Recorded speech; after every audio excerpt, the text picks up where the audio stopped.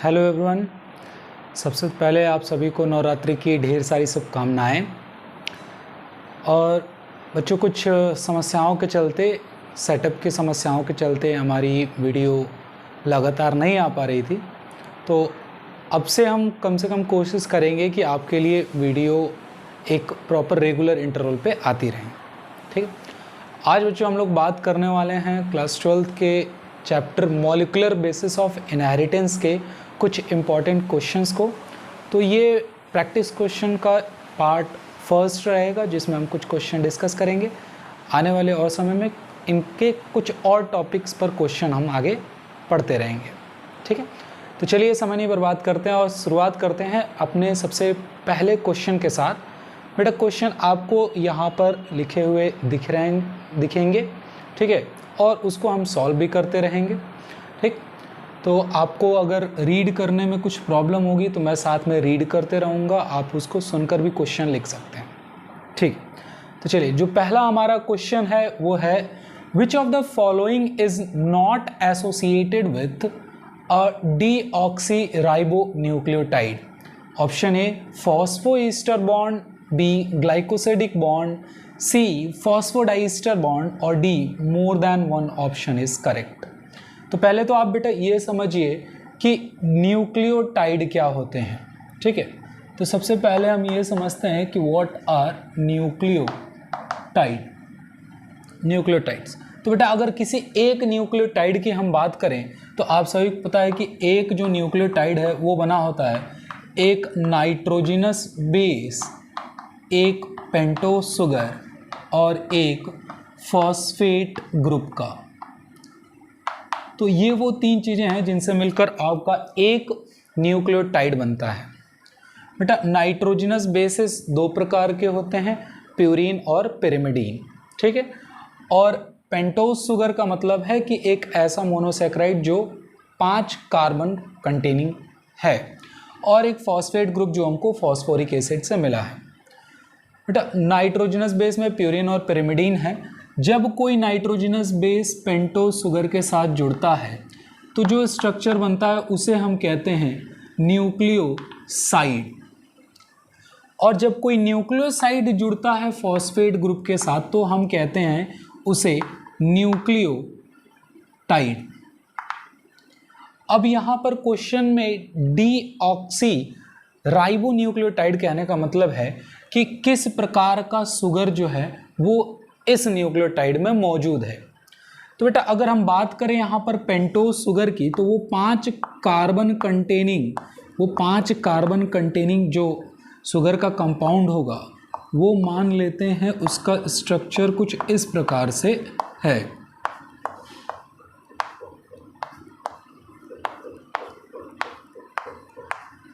ठीक। तो यहाँ पर ये जो आपको कॉर्नर दिख रहा है ये कार्बन नंबर फर्स्ट डिपिक्ट कर रहा है, ये सेकेंड, ये थर्ड, ये फोर्थ और एक बाहर में ये कार्बन है फिफ्थ। तो ये 5 कार्बन कंटेनिंग एक कंपाउंड है। अगर इसको आप देखेंगे तो ये जो पेंटोस शुगर है इसका नाम होता है राइबोज। इसका नाम होता है राइबोज। लेकिन अगर इसी राइबोज से हम सेकेंड कार्बन पे जो ऑक्सीजन है, सेकेंड कार्बन में जो OH ग्रुप में ऑक्सीजन है, अगर हम उसे रिमूव कर दें तो फिर यही राइबोज शुगर कन्वर्ट हो जाता है डीऑक्सी राइबोज में। ठीक है। तो अभी यहाँ पे सवाल जो पूछा हुआ है कि विच of the following is not associated with a deoxy ribo nucleotide. तो आपको एक बात समझनी चाहिए कि यहाँ पर जब न्यूक्लियोसाइड होता है तो नाइट्रोजनस बेस पेंटोस शुगर के साथ जुड़ता है, जो बॉन्ड बनता है वो होता है एन ग्लाइकोसिडिक बॉन्ड। और जब न्यूक्लियोसाइड फॉस्फेट ग्रुप के साथ जुड़ता है तो जो बॉन्ड होता है वो होता है फॉस्फोईस्टर बॉन्ड। ठीक है। तो आप देखिए बेटा कि यहाँ पर एक डीऑक्सी राइबो न्यूक्लियोटाइड में पूछा गया है, तो एक डीऑक्सी राइबो न्यूक्लियोटाइड में एक ही फॉस्फोईस्टर बॉन्ड होता है जो किसके किसके बीच होता है, न्यूक्लियोसाइड और फॉस्फेट ग्रुप में होता है। और न्यूक्लियोसाइड में भी किससे, तो पेंटोस शुगर के 5th कार्बन के साथ, और ये फॉस्फेट ग्रुप यहाँ पे जुड़ा होता है। ठीक है। तो एक अगर मैं यहाँ पर अगर इससे एक यहाँ पे फॉस्फेट ग्रुप जोड़ दूं तो ये जो बनता है यहाँ पर जो बॉन्ड बनता है ये है आपका क्या, फॉस्फो ईस्टर बॉन्ड। तो एक न्यूक्लियोटाइड और यहाँ पे कोई नाइट्रोजनस बेस ऐड कर दें तो अब ये जो पूरा कॉम्प्लेक्स बना, ये पूरा कॉम्प्लेक्स एक न्यूक्लियोटाइड है और इसको हम यहाँ से ऑक्सीजन गायब कर दिए हैं तो इसलिए हम इसको डीऑक्सी राइबो न्यूक्लियोटाइड कह रहे हैं। तो एक न्यूक्लियोटाइड में हमको एक ही फॉस्फो ईस्टर बॉन्ड देखने को मिलता है। तो यहाँ पर हमारा फर्स्ट ऑप्शन सही होने वाला है, ग्लाइकोसिडिक बॉन्ड और यहाँ पे फॉस्फोडाइस्टर। तो फॉस्फोडाइस्टर बॉन्ड जो है बेटा वो आपको कम से कम 2 न्यूक्लियोटाइड या एक पूरी न्यूक्लियोटाइड चेन का स्ट्रक्चर बनाना पड़ेगा तब आपको फॉस्फोडाइस्टर बॉन्ड दिखेगा। तो विच of the following is not associated with, not पूछा है तो यहाँ पर फॉस्फोडाइस्टर बॉन्ड ही होगा, क्योंकि यहाँ पे एक डीऑक्सीराइबोन्यूक्लियोटाइड है तो एक ही फॉस्फोईस्टर बॉन्ड होगा, एक ग्लाइकोसिडिक बॉन्ड होगा। ठीक है, तो यहाँ पर नॉट का ऑप्शन पूछा है तो हमारा फॉस्फोडाइस्टर बॉन्ड यहाँ पर राइट आंसर होता है। ठीक है,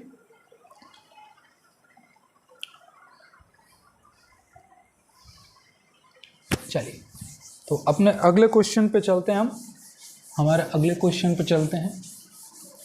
हमारा नेक्स्ट क्वेश्चन है बेटा आरएनए पोजेसेस, ठीक है, RNA possesses additional dash group at dash position in sugar than DNA. तो यहाँ पर आरएनए के स्ट्रक्चर को कंपेयर किया गया है डीएनए के स्ट्रक्चर के साथ। तो यहाँ पे हम बात कर लेते हैं बेटा कि आरएनए का आप फुल फॉर्म जानते हैं, क्या लिखा जाता है, राइबो न्यूक्लिक एसिड, और जबकि वहीं पर डीएनए के स्ट्रक्चर में पढ़ते हैं डीऑक्सी राइबो न्यूक्लिक एसिड। तो नाम से बड़ा ही क्लियर हो रहा है कि इस न्यूक्लिक एसिड में ये जो पॉलीन्यूक्लियोटाइड की चेन है, आरएनए की जो पॉलीन्यूक्लियोटाइड चेन है, ठीक है, ये जो न्यूक्लिक एसिड है इसमें जो पेंटोस शुगर है वो कौन सा शुगर होगा, राइबोस शुगर होगा, जिसका स्ट्रक्चर अभी हमने थोड़ी देर पहले बनाया होता। ठीक है, तो अगर यहाँ पर राइबोस शुगर है तो वो कुछ इस प्रकार से होगा, वो कुछ इस प्रकार से होगा।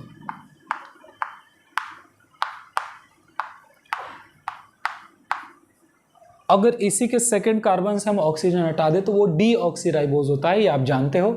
और आरएनए और डीएनए में एक डिफरेंस भी है कि आरएनए में ये सेकंड कार्बन, पेंटोस शुगर के सेकंड कार्बन पे ये ऑक्सीजन जो है वो मौजूद रहता है, जबकि वही डीएनए में नहीं होता है। तो क्या रहा है कि आरएनए पॉजेस एडिशनल, आरएनए में कौन सा एक ग्रुप जो है वो एडिशनल है, तो वो OH ग्रुप है, और कौन से पोजीशन पे, तो फर्स्ट और सेकंड पोजीशन पे है। तो यहाँ पर जो है हमारा राइट आंसर हो जाता है वो ऑप्शन थर्ड हो जाता है राइट आंसर। ठीक है, चलिए आगे बढ़ते हैं बेटा, थर्ड क्वेश्चन पे चलते हैं। तो हमारा थर्ड क्वेश्चन ये रहा, वो कहता है कि hallmark of Watson Crick 3 dimensional DNA model was based upon the findings of, यहाँ पे 4 ऑप्शन दिए हुए हैं। तो बेटा सबसे पहले तो हम बात कर लेते हैं कि जो वॉटसन क्रिक का हॉलमार्क, अगर आप एनसीईआरटी पढ़ोगे तो वहाँ पे ये लाइन लिखी हुई है, ये लाइन पूछी जाती है कि hallmark of Watson and Crick, ठीक है, इनका 3 डायमेंशनल जो डीएनए मॉडल है। तो पहले बेटा हम थोड़ा सा इनकी बात कर लेते हैं, इस मॉडल की बात कर लेते हैं। तो अगर हम 3 डायमेंशनल डीएनए मॉडल की बात करें तो ये वॉटसन और क्रिक ने 1953 में दिया था। ठीक है, 1953 में दिया था बेटा। और ये डीएनए का जो स्ट्रक्चर बताया गया ये सबसे ज़्यादा मोस्ट वाइडली एक्सेप्टेड मॉडल रहा जो आज भी हम पढ़ते हैं। ठीक है, अगर हम वॉटसन क्रिक के हॉलमार्क की बात करें तो हमें ये बताया जाता है एनसीईआरटी में कि what was the hallmark of Watson and Crick, तो इट वाज बेस पेयरिंग। ठीक है, आप सभी जानते हो बेटा कि सबसे पहली बार जो डीएनए एक्सट्रैक्ट हुआ था वो आपके फ्रेडरिच मिशर नाम के साइंटिस्ट थे जिन्होंने 1959 के आसपास इसको क्या किया था, वो एक्सट्रैक्ट किया था, और वो एक पस सेल से किया था। ठीक है, पस सेल क्या होता है, वो जो डेड सेल्स होते हैं WBC के, उसके न्यूक्लियस से किया था। ठीक है, फिर बाद में इसके बारे में और जानकारी होते चली गई, लेकिन इसका एग्जैक्ट जो स्ट्रक्चर था वो बहुत क्लियर नहीं था अंटिल 1953 जब वॉटसन एंड क्रिक ने इसका डबल हेलिकल जो मॉडल है वो दिया, ठीक है। लेकिन इनके मॉडल से पहले भी डीएनए के स्ट्रक्चर पे काफ़ी बातें हो चुकी थी, ठीक है। दो साइंटिस्ट थे जिनका नाम था मॉरिस विल्किंस और उनकी सहयोगी रोजलिंड फ्रैंकलिन। इन लोगों ने एक्सरे डिफ्रैक्शन मेथड की हेल्प से डीएनए का एक पिक्चर ऑब्टेन किया था, ठीक है। एक्सरे डिफ्रैक्शन मेथड एनसीईआरटी में ये बातें बताई गई हैं, तो उसकी मदद से इन्होंने एक्सरे डिफ्रैक्शन मेथड की हेल्प से इन्होंने डीएनए का एक पिक्चर बनाया था, ठीक है। और उस पिक्चर के बेसिस पे इन लोगों ने, रोजलिंड फ्रैंकलिन और मॉरिस विल्किंस ने डीएनए के स्ट्रक्चर को बताने की कोशिश की थी कि भाई जो डीएनए होता है उसमें फॉस्फेट ग्रुप और शुगर जो है उसका बैकबोन बनाते हैं। लेकिन बस एक गलती इनसे ये हो गई कि इन्होंने कहा कि जो नाइट्रोजनस बेसेस होते हैं वो बाहर की तरफ एक्सटेंड करते हैं। इस बात को खारिज कर दिया था वॉटसन और क्रिक के ये जो डबल हेलिकल मॉडल था उन्होंने, और वॉटसन और क्रिक ने यही बात कही थी कि बेटा ये जो बाहर नहीं होते हैं, ये नाइट्रोजनस बाहर नहीं होते हैं, जबकि ये डबल हेलिकल स्ट्रक्चर में अंदर की तरफ प्रोजेक्ट करते हैं और वो नाइट्रोजनस बेसिस एक दूसरे के कॉम्प्लीमेंट्री होते हैं, ठीक है बेटा। तो ये देखिए, ये मॉरिस विल्किन और रोजलिंड फ्रैंकलिन के उस पे था, लेकिन ये जो बेस पेयरिंग का कंसेप्ट था, ठीक है, ये बेस पेयरिंग के बारे में ऑलरेडी एक दूसरे साइंटिस्ट ने बता रखा था जिनका नाम था इरविन चारगाफ। तो इरविन चारगाफ ने एक बड़ा ही फेमस रूल दिया जिसे चारगाफ रूल भी कहा जाता, और वो बेस था इसी बेस पेयरिंग के बेसिस पे। उन्होंने कहा कि भाई जो डीएनए है उसमें एडेनिन, गुआनिन, साइटोसिन और थायामिन ही बेसेस मौजूद होते हैं, और एडेनिन गुआनिन की जो अमाउंट है वो बराबर होती है थायामिन और साइटोसिन की एक डीएनए में, ठीक है। और एडेनिन जो है वो हमेशा कॉम्प्लीमेंट्री होगा थायामिन के साथ, और गुआनिन जो है हमेशा कॉम्प्लीमेंट्री होगा साइटोसिन के साथ। और ऐसी 2-3 बातें और उन्होंने बताई, जैसे कि एडेनिन और थायामिन में डबल हाइड्रोजन बॉन्ड होता है और गुआनिन और साइटोसिन में ट्रिपल हाइड्रोजन बॉन्ड होता है, जो उस स्ट्रक्चर को एक एडिशनल सपोर्ट प्रोवाइड करता है, स्टेबिलिटी प्रोवाइड करता है, ठीक है। तो कहीं ना कहीं कि इनका वॉटसन और क्रिक का जो डीएनए का जो मॉडल था वो चारगाफ के वर्किंग और जो मॉरिस विल्किन और रोजलिंड फ्रैंकलिन थे इनके वर्किंग पर बेस था, लेकिन इनके मॉडल का जो हॉलमार्क था वो बेस पेयरिंग था, और बेस पेयरिंग को एक्सप्लेन ऑलरेडी चारगाफ ने किया था। तो कहीं ना कहीं इस क्वेश्चन का जो आंसर बनने वाला है वो इरविन चारगाफ बनने वाला है कि hallmark of Watson and Crick three dimensional model was based upon the findings of Erwin Chargaff, ठीक है। आई होप कि आपको ये वाला क्वेश्चन क्लियर होगा। तो आपको मॉरिस विल्किंस और रोजलिंड फ्रैंकलिन की भी मैंने कहानी बता दी, आपको मैंने इस क्वेश्चन के इरविन चारगाफ की भी कहानी बता दी, और ऑब्वियस सी बात है द मोस्ट फेमस जो मॉडल है डीएनए का डबल हेलिकल वॉटसन और क्रिक 1953 में जो दिया गया था उसके बारे में आप जानते ही हैं, ठीक है। फिर भी यहाँ पर 2 और ऑप्शन है, हम उनकी भी बात कर लेते हैं कि अगर हर्सी और चेज और मेसेल्सन और स्थाल हैं, तो हर्सी और चेज ने जो है वो उन्होंने बताया था कि भाई डीएनए जो है वो एक जेनेटिक मटेरियल है। देखिए डीएनए एक जेनेटिक मटेरियल है, ये थोड़ा हर्सी और चेज के एक्सपेरिमेंट वगैरह से पहले से बात होती है, लेकिन हमारी एनसीईआरटी एक लाइन लिखती है कि द अनइक्विवोकल, ठीक है, मतलब कि कोई एकदम स्पष्ट रूप से जिन्होंने पहली बार बताया था कि डीएनए एक जेनेटिक मटेरियल है, वो किसने बताया था, वो हर्सी और चेज ने ही एक्सपेरिमेंट के बेसिस पे बताया था। और जो दूसरा आखिरी जो यहाँ पे ऑप्शन दिख रहा है आपको मेसेल्सन एंड स्थॉल, तो इनकी बात करते हैं। तो आप जानते हैं कि डीएनए में रेप्लिकेशन होता है, और डीएनए रेप्लिकेशन जो होता है वो सेमी कंजर्वेटिव होता है, ठीक है। सेमी कंजर्वेटिव का मतलब डीएनए रेप्लिकेशन के वक्त अनवाइंड होता है, खुलता है, ठीक है, और फिर वो 2 स्ट्रैंड उसके टेम्पलेट की तरह काम करते हैं, जिससे नया डीएनए की कॉपी बनती है। अब जो नया डीएनए की कॉपी बनी है, जिसे हम डॉटर डीएनए की कॉपी कह सकते हैं, उसमें एक न्यूली सिंथेसाइज स्ट्रैंड है और एक पुराना पैरेंटल कॉपी होता है। तो इसलिए हम कहते हैं कि वो जो पुराना जो प्रॉपर्टी है वो कहीं ना कहीं अभी भी डॉटर वाले जो डीएनए बनी है उसमें कंजर्व है लेकिन पूरी तरीके से नहीं, क्योंकि एक नया भी उसमें स्ट्रैंड सिंथेसाइज हुआ है। तो इसलिए हम कहते हैं DNA replication is semi conservative nature. ठीक है, semi conservative nature of DNA replication, इसके बारे में हम आगे आने वाले कुछ क्वेश्चंस में डिस्कस करेंगे। फिलहाल यहाँ पर जो राइट आंसर होने वाला है वो होने वाला है इरविन चारगाफ। चलते हैं नेक्स्ट क्वेश्चन की तरफ अपने, और ये आपका 4th क्वेश्चन रहेगा।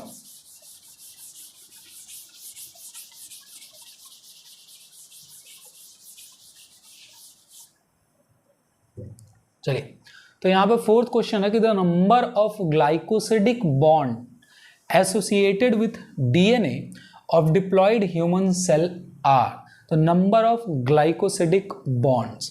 ठीक है, देखिए बेटा, हमने अभी अभी बात किया था कि एक नाइट्रोजनस बेस जुड़ता है पेंटोज शुगर के साथ, क्या बनाता है, न्यूक्लियोसाइड बनाता है। और जब न्यूक्लियोसाइड जुड़ता है फॉस्फेट ग्रुप के साथ, फॉस्फेट के साथ, तब जो बनता है वो कहलाता है बेटा आपका न्यूक्लियोटाइड। और जब n नंबर ऑफ न्यूक्लियोटाइड जुड़ते हैं तो फिर बेटा जो बनता है वो बनता है पॉलीन्यूक्लियोटाइड चेन, या जिसे आप न्यूक्लिक एसिड कहते हैं। ठीक है, हम सभी को पता है बेटा कि जो डिप्लॉयड सेल्स हैं, डिप्लॉयड सेल्स ऑफ ह्यूमन, जो डिप्लॉयड सेल्स ऑफ ह्यूमन हैं, इनमें बेस पेयर की संख्या कितनी होती है। जैसे आप जानते हैं कि डीएनए जो है, डीएनए डबल हेलिकल है और यहाँ पर नाइट्रोजनस बेस अंदर की तरफ प्रोजेक्ट करते हैं। ठीक है, यहाँ पर अगर एक स्ट्रैंड पे अगर हमको नाइट्रोजनस बेस का सीक्वेंस पता हो तो हम दूसरे पर सीक्वेंस को प्रिडिक्ट कर सकते हैं। और ऐसा क्यों हो पाता है कि हम जानते हैं कि नाइट्रोजनस बेसेस जो डीएनए में होते हैं वो एक दूसरे के कॉम्प्लीमेंट्री होते हैं, कि हमेशा प्यूरिन के आगे पिरिमिडीन ही आएगा, और प्यूरिन अगर एडेनिन है तो अगले स्ट्रैंड पे थायमिन ही होगा, और यहाँ पे अगर ग्वानिन है तो अगले स्ट्रैंड पे साइटोसिन होगा। इसी को कहते हैं कॉम्प्लीमेंट्री होना। ठीक है, तो अब हमको इतना पता है कि जो डिप्लॉयड सेल्स होता है ह्यूमन का, अच्छा, और एक ये नाइट्रोजनस और एक ये नाइट्रोजनस, ये दो मिलकर एक बेस पेयर मिलते हैं, एक बेस पेयर बनाते हैं। ठीक है, तो एक नाइट्रोजनस इस स्ट्रैंड पर और एक नाइट्रोजनस बेस इस स्ट्रैंड पर, ये जब दोनों आपस में ऐसे कॉम्प्लीमेंट्री होकर बॉन्ड बनाते हैं, हाइड्रोजन बॉन्ड बनाते हैं, तो इन दोनों का ये जो पेयर है, इस पेयर को एक बेस पेयर कहते हैं। तो यहां से हमें समझ में आया कि एक बेस पेयर में दो नाइट्रोजनस बेस हैं, एक बेस पेयर में दो नाइट्रोजनस बेस हैं। और फिलहाल हमको ये भी पता है कि डिप्लॉयड सेल्स ऑफ ह्यूमन में जो बेस पेयर की संख्या होती है, तो डिप्लॉयड की बात करें, एनसीईआरटी ने हैप्लॉयड में 3.3 × 10⁹ बता रखा है। तो अगर हम डिप्लॉयड की बात करते हैं तो वो 6.6 × 10⁹ बेस पेयर जो होते हैं वो मौजूद होते हैं। ठीक है, अब यहाँ पे सवाल पूछा बेटा कि नंबर ऑफ ग्लाइकोसिडिक बॉन्ड्स। ठीक है, तो अच्छा एक बात बताइए, नाइट्रोजनस एक अगर हम न्यूक्लियोटाइड की बात करें, ठीक है, एक न्यूक्लियोटाइड, तो एक न्यूक्लियोटाइड में है क्या क्या, एक न्यूक्लियोटाइड में है फॉस्फेट, पेंटोज शुगर और नाइट्रोजनस बेस। ये तीन मिलकर एक न्यूक्लियोटाइड बना रहे हैं, और इस न्यूक्लियोटाइड में ये नाइट्रोजनस बेस और ये ये पेंटोज शुगर है, इन दोनों के बीच में ही, अभी हमने पहले सवाल में पढ़ा है कि इन्हीं दोनों के बीच में बनता है क्या, ग्लाइकोसिडिक, इन्हीं सब के बीच में बनता है ग्लाइकोसिडिक बॉन्ड। तो अगर एक न्यूक्लियोटाइड है बेटा, अगर एक न्यूक्लियोटाइड है तो वहां पर एक नाइट्रोजनस बेस होगा और वो एक पेंटोज शुगर के साथ एक ग्लाइकोसिडिक बॉन्ड बनाएगा। ठीक है, तो अगर एक नाइट्रोजनस बेस है तो एक ग्लाइकोसिडिक बॉन्ड बन रहा है, एक न्यूक्लियोटाइड में एक नाइट्रोजनस बेस जो है एक ग्लाइकोसिडिक बॉन्ड बना रहा है एक पेंटोज शुगर के साथ। तो अगर बेस पेयर 6.6 × 10⁹ है, तो अगर पेयर 9 है तो उसमें बेसेस कितने हैं, तो ऑब्वियस बात है जो बेसेस होंगे वो 2 × बेसेस का संख्या कितना होगा, नंबर ऑफ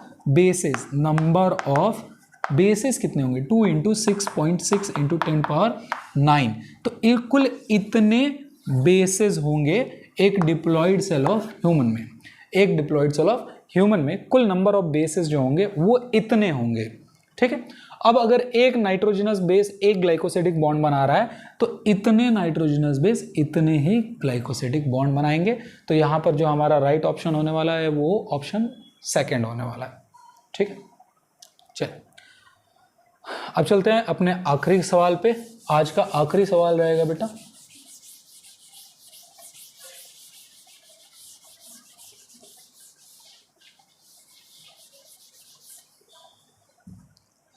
ठीक है, आखिरी सवाल है आज का कि choose the correct steps in the order of eukaryotic in the organisation of eukaryotic chromosome. ठीक है, तो यहाँ पर देखिए आपको क्या करना है, इसमें आपको बताना है कि भाई कौन सा स्ट्रक्चर पहले आएगा, कौन सा उसके बाद आएगा, फिर उसके बाद कौन आएगा, और ये ऑर्गेनाइजेशन किस तरीके से चलेगा कि हमको फाइनली क्या मिले, क्रोमोसोम मिले। ठीक है, फिलहाल अगर हम इसको बहुत शॉर्ट में अगर न बात करके थोड़ा सा डिटेल इसके बारे में अगर डिस्कस कर ले तो मुझे लग रहा है ठीक रहेगा। आपको पता है बेटा, आपको पता है कि एक प्रोसेस होता है जिसका नाम है सेल डिवीज़न। ठीक है, और सेल डिवीज़न को जो है उसमें 2 स्टेजेस आते हैं। ठीक है बेटा, एक जिसे हम कहते हैं इंटरफेज और एक जिसे हम कहते हैं एम फेज। एम फेज फिर फर्दर बटा होता है कैरियोकाइनेसिस और साइटोकाइनेसिस में, जिसमें कैरियोकाइनेसिस में प्रोफेज, मेटाफेज, एनाफेज और टीलोफेज, और फिर ये साइटोकाइनेसिस। तो ये प्रोफेज, मेटाफेज, एनाफेज और ये टीलोफेज हो गया। ठीक है, और ये साइटोकाइनेसिस। और वहीं पर इंटरफेज जो है वो बटा होता है G1 फेज, S फेज और G2 फेज में, G1, S और G2 फेज। ठीक है, ये कुल सेल डिवीजन है।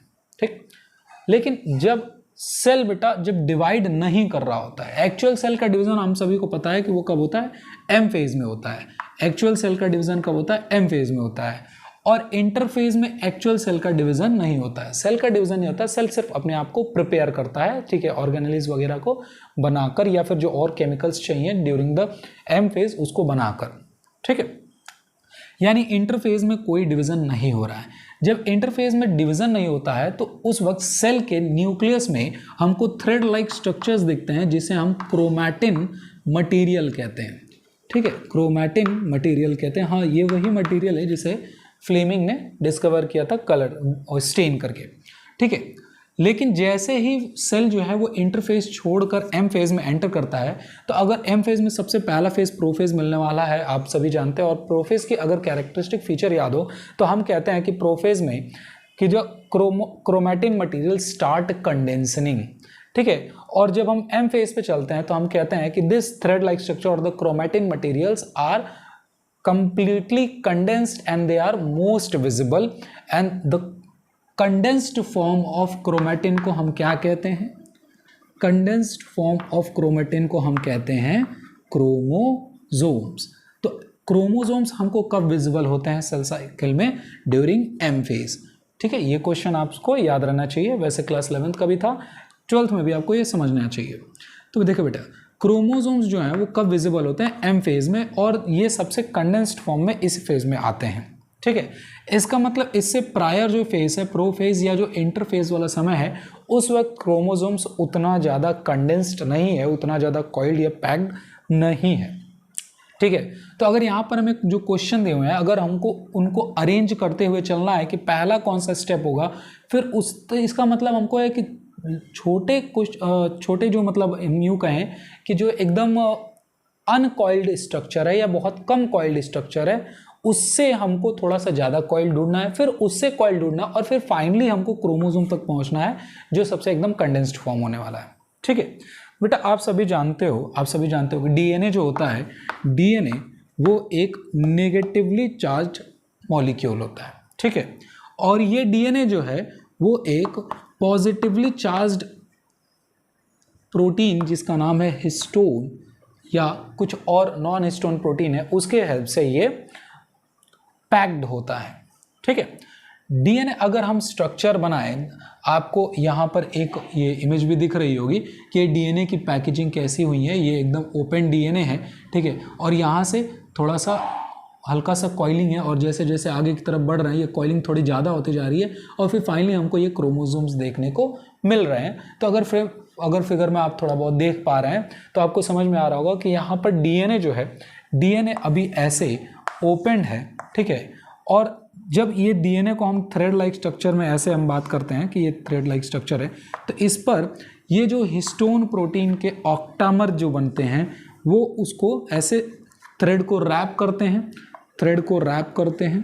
ठीक है, और फिर ये रैपिंग और चलती रहती है, और फिर फाइनली ये सब एक सोलेनॉइड का जैसा स्ट्रक्चर ले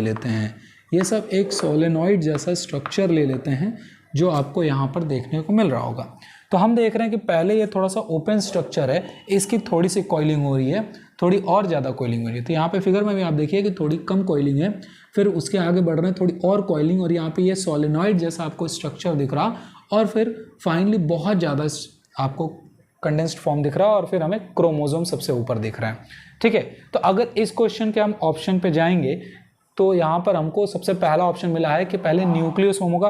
तो बेटा ये देखो, ये जब डीएनए जो है वो रैप्ड हो जाता है अराउंड ये हिस्टोन ऑक्टामर, तो जो स्ट्रक्चर बनता है उसे हम न्यूक्लियोसोम कहते हैं। चलिए ठीक है, अगर न्यूक्लियोसोम पहला है तो उसके बाद सोलेनॉइड मिलेगा, ठीक है, और फिर सुपर सोलेनॉइड मिलेगा, मतलब और ज़्यादा कॉइलिंग मिलेगी। तो ये तो कहीं ना कहीं हमको ठीक दिख रहा है। सेकेंड ऑप्शन देखते हैं कि सोलेनॉइड मिलेगा और फिर न्यूक्लियोसोम मिलेगा। नहीं बेटा, है ना, ज़्यादा कॉइल से फिर कम कॉइल क्यों आना है, हमको तो और कॉइल होते होते एकदम हाईली कंडेंस्ड फॉर्म पे जाना है ना, हाईली कॉइल्ड फॉर्म पे जाना है।